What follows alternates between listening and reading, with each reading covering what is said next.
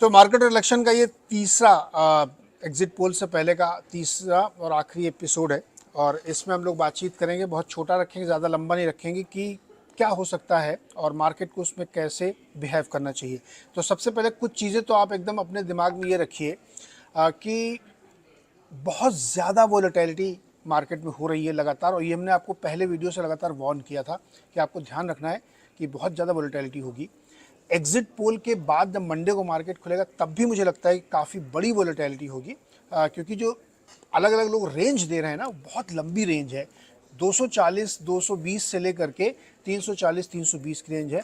इतनी बड़ी रेंज बहुत रेयर होती है। हालांकि एग्जिट पोल में भी चूंकि 10-12 एजेंसीज कर रही होंगी तो क्या रेंज आएगी कहना मुश्किल है, लेकिन जब इतनी बड़ी रेंज होती, कन्फ्यूज़न होता है, तो मार्केट में इस तरीके के बिहेवियर होते हैं।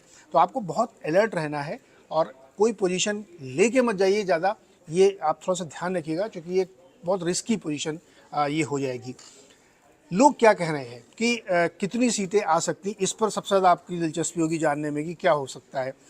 जो लोग ये कह रहे हैं कि बहुत कम सीटें आएंगी बीजेपी की, 220 230 आएंगी, एनडीए 250 भी ना पार कर पाए, वो उनका प्रेमाइस ये है कि अंडर करंट है, और बहुत जगहों पे चूंकि Bharatiya Janata party already peak कर रही है, तो वहाँ से उसकी सीटें नीचे आनी चाहिए, क्योंकि आप गेन करने के लिए गुंजाइश नहीं, तो इसलिए आपकी कम ही होंगी, और एंटी इनकम्बेंसी है, 2 टर्म की है, वहाँ से गिरेगा।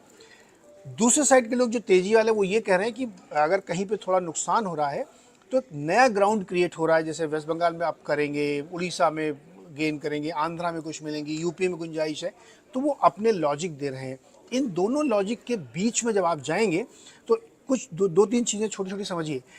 पिछली बार भारतीय जनता पार्टी ने जो बहुत सारी सीट्स जीती तो बहुत बड़े मार्जिन से जीती थी, तो अगर वो मार्जिन कम भी होता है तब भी उस सीट को पलट देना डिफ़िकल्ट है थोड़ा, कि मतलब जो 5 लाख से जीता था वो 5 लाख पहले वो कम हो, फिर वो हारने के लिए भी और कम करे, तो वो थोड़ा सा डिफ़िकल्ट लगता है।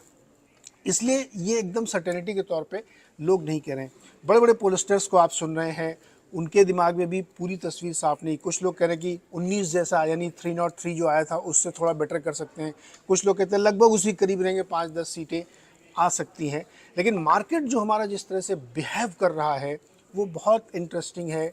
वो कोई ऐसी चीज़ उसको परेशान कर रही है जिससे आपको लगता है कि मार्केट बहुत तेज़ रिएक्ट करेगा। तो मैंने जो कहा था आपसे कि मैं इसमें अपना अनुमान रखूँगा, मुझे क्या लगता है मार्केट किस तरह से बिहेव करेगा, तो मुझे को ऐसा लगता है कि बहुत ज़्यादा परेशान चिंता होने की ज़रूरत नहीं है।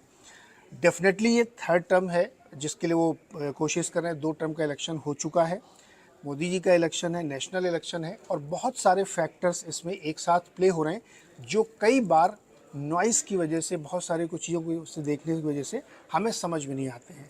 ये मेरा निजी राय है, मुझे पर्सनली ऐसे लगता है कि इस बार जो है अगेन बीजेपी जो है 322 से 330 के बीच में कहीं ना कहीं सीट हासिल कर लेगी, क्योंकि मुझे ऐसा लगता है कि बंगाल में गेन हो सकता है, उड़ीसा में बहुत मैसिव गेन हो सकता है, बावजूद इसके कि कुछ एक जो स्विंग स्टेट है वहाँ थोड़ी थोड़ी कम भी हो सकती हैं, तब भी चूँकि गेन दूसरी जगहों पे ले रहे हैं वहाँ होगा, और कहीं पे कोई बहुत सिग्निफिकेंट लॉस हो ऐसा मेरी निजी राय में मुझे नहीं लगता है। तो इसलिए मैंने कहा था कि मैं आपसे थोड़ा नंबर्स पे डिस्कस करूँगा। तो बहुत सारे लोगों के व्यूज़ सुनने के बाद, बहुत सारे लोगों से बातचीत करने के बाद जो देखने में समझ में आ रहा है, मोटे मोटी मुझे ऐसा लग रहा है कि 322 से 330 के बीच में कहीं बीजेपी आएगी। एक नंबर में अगर मैं स्टिक करना चाहूँ तो वो नंबर 332 का होगा, 332 मुझे लगता है कि अचीव हो जाना चाहिए, और अगर ऐसा होता है तो डेफिनेटली मार्केट फिर एक बड़ी तेज़ी की तरफ बढ़ेगा।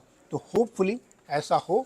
हालांकि मैं गॉड नहीं हूँ, गलत भी हो सकता हूँ, लेकिन मेरी बिलीफ है कि 332 का नंबर अचीव हो जाना चाहिए। बहुत बहुत शुक्रिया।